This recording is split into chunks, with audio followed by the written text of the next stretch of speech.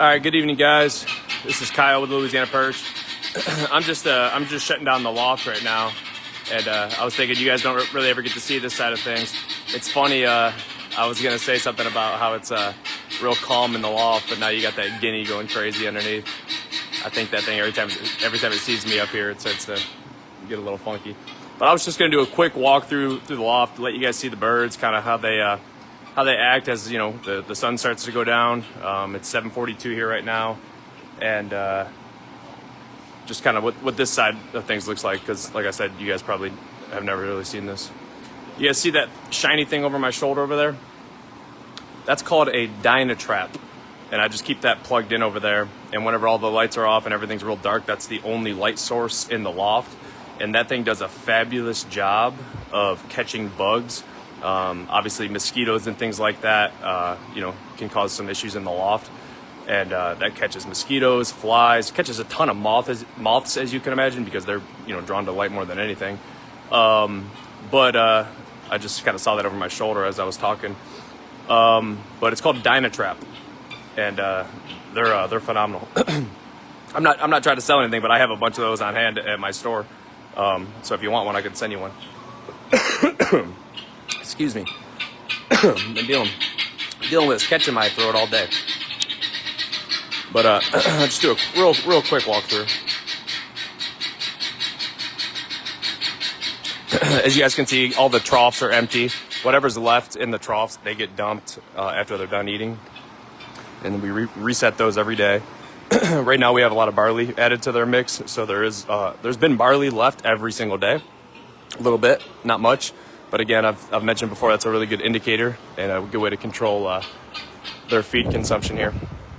It's funny, these first couple rooms are that have the most troughs, because obviously the traps are right here, so they come in and eat.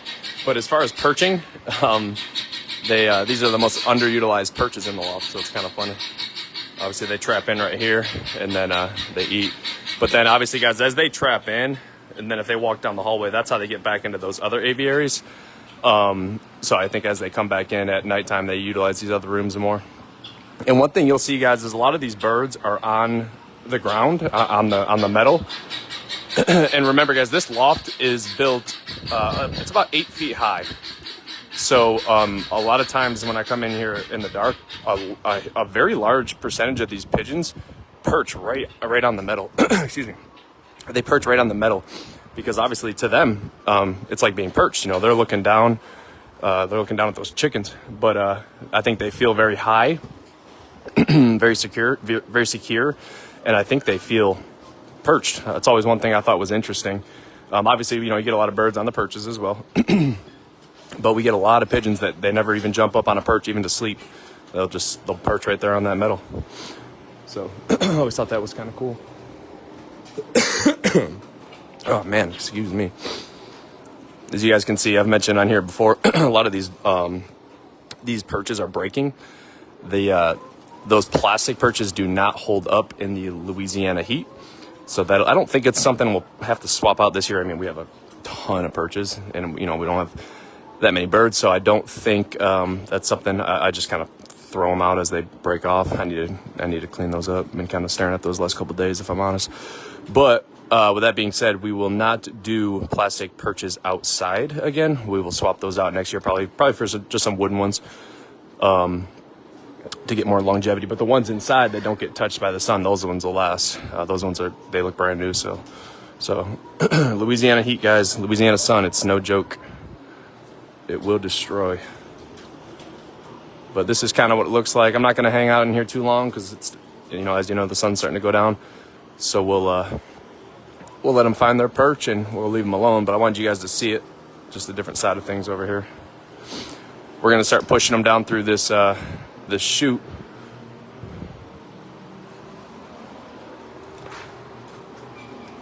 Well, that's funny. I just realized that light, that I haven't opened this door in a while, but that's our chute system here, and I hadn't even noticed that light was on, so I need to turn that off. Look at me burning all this electricity. But if you guys haven't seen the chute, it's pretty basic.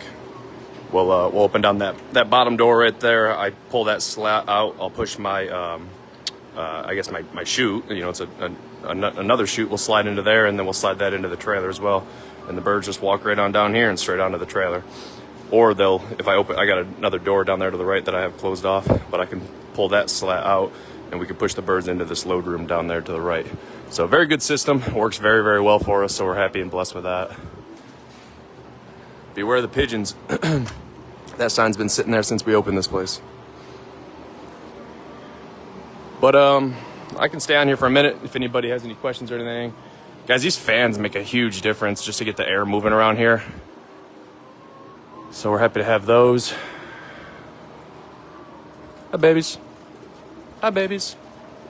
Nice little hen right there. Hi, guys.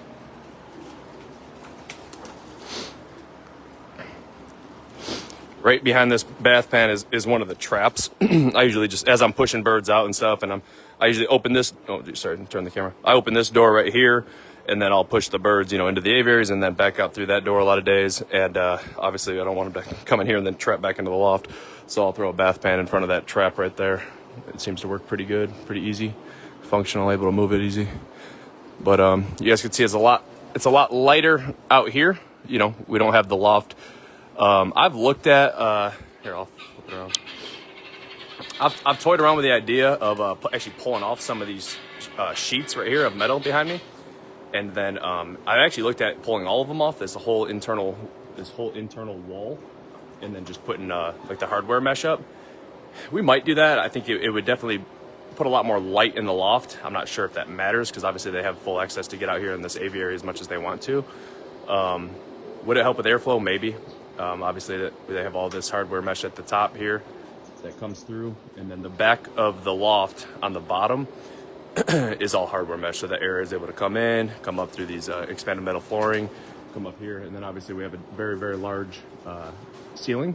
There's about, shoot, I don't know how, there's at least 10, 12 plus feet above us that's just unused, and the whole point of all that extra space, guys, was just to get the air out, just because it is so hot here. So we had to take that into account. And then we have we have a 2-foot ridge vent at the top of this, at the loft, at the peak. So it's very, very cool in here.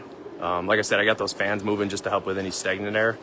But very, very happy with this loft, guys. Very happy how it turned out.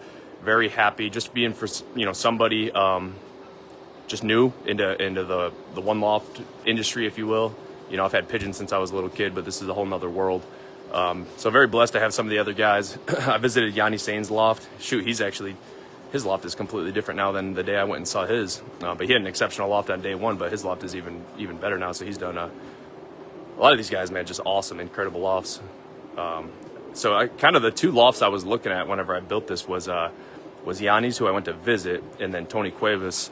I think this one is probably a little more like Tony's, and then if you look at Yanni's, I think his is kind of converted to kind of more like that as well. But it kind of seems like there's kind of a standard across the board, especially with like these load rooms and these chutes. I mean, I just couldn't even imagine trying to do it without that.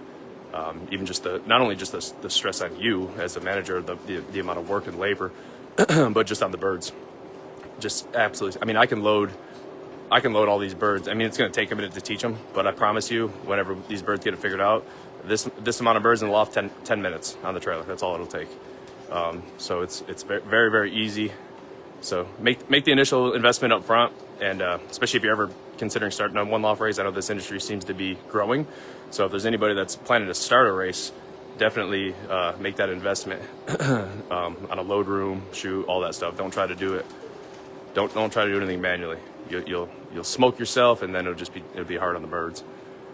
But a lot of guys helped me out as I was getting started. If anybody's getting into the sport, I don't pretend to know everything at all. Believe me, I just texted Jim Ward a minute ago, asking some advice, just because somebody that's been doing this a long time. So I lean on these other guys really heavily. But if anybody has any questions for me, I'm always approachable as well. Believe me, guys, I wouldn't be here if it wasn't for all these other guys that helped me out. So I sure do appreciate it. It's a cool sport. It's a cool sport. A lot of guys really willing to help each other. Even other, race managers, when you can almost consider each other competitors in a weird sense, but it doesn't. It's not like that at all. So really appreciate it, everybody, for real.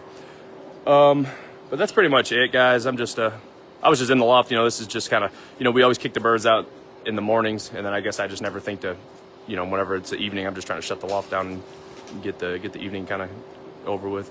But I figured I'd jump on at least a real quick one. Scott, man, yeah, I appreciate it, dude. Yeah, guys, as you know, if you follow me, I pride myself in running a transparent race. I think that's the only way to do it, especially if you want to do it for a long time. And I do. I pray I do. We plan to, you know, we really want to grow this race. So if you guys are not in the race, we hope you'll send birds next year. And if you are in the race, we hope you'll keep sending birds. So we sure do appreciate you guys. Without you guys, you know, if there's no birds, you know, I'm 33 years old. So if I don't have pigeons, I got to go find another job because I got kids to feed. So we sure do. This is what I want to do. So I do appreciate you guys. Trying to think if there's anything else kind of as far as updates. I showed you guys that chute system. We're going to start using that very soon. We'll start pushing the birds down there just to release them from the loft. And then that trailer will get put up there really soon. Probably, I would imagine, assuming that they're all doing well, they're exiting the loft well, they're learning that chute well. That's a goose down there hollering at us now. But assuming everything, you know, functions like it should, and they keep progressing like they are, I bet you we start releasing from the trailer just right there through the chute. I think within a week, maybe 10 days or so. So stay tuned, guys. Like I always say, you blink and it's gonna be you blink and you'll miss it. Cody Malloy, what's up, dude?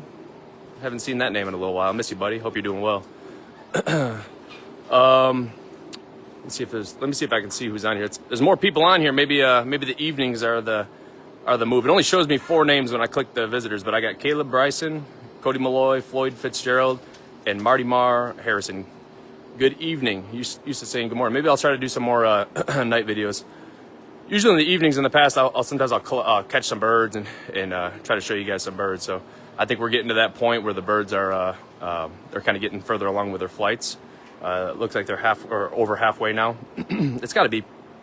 I'd have to look back at the calendar. I can't even remember, but I think it's probably around 4 weeks ago. I think we pulled them. But yeah, plan to get them out early again tomorrow, guys. Assuming we don't have any fog. The fog is the biggest one for us here as far as getting them out early. Obviously, if it's raining or something. But the weather's been good. It's been holding. It's been hot during the day, but if we can get them out early, then we'll be good. So this time of year, I actually like this time of year right here. It's good for me. I get myself in a good routine. I get up and get a little exercise on the pavement, and then I come straight over here. I'll just tell you my actual routine. What I do in the mornings is I come down here and I come straight into the loft and I turn all the lights on and I wake the birds up, and then I open up all the doors and the traps for them to enter the main aviary, this aviary. So by the time I get back from my run, a lot of the birds are in the aviary.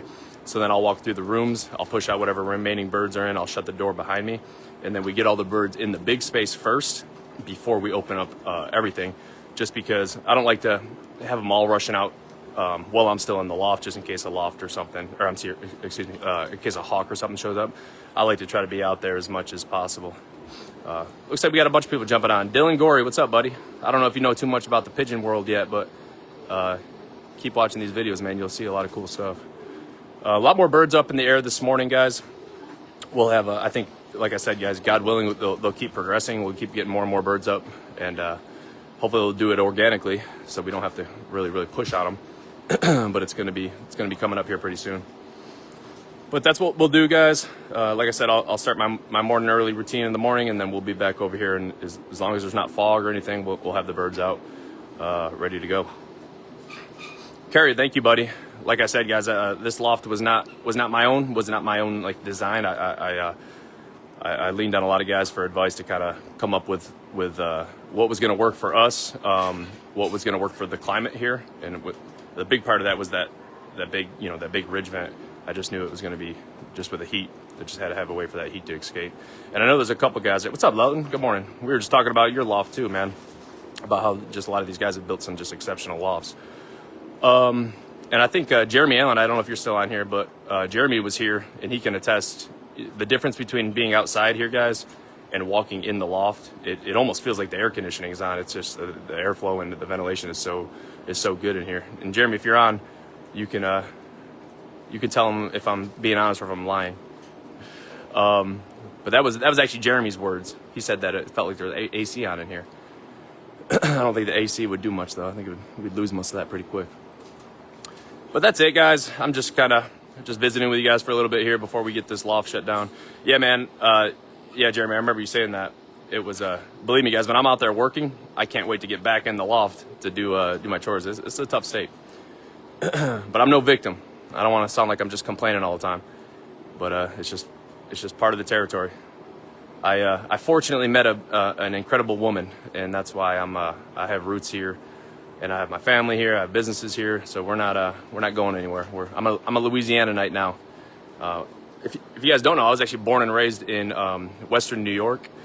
The country, people hear New York and they think the city, but we grew up about 8 hours from the city.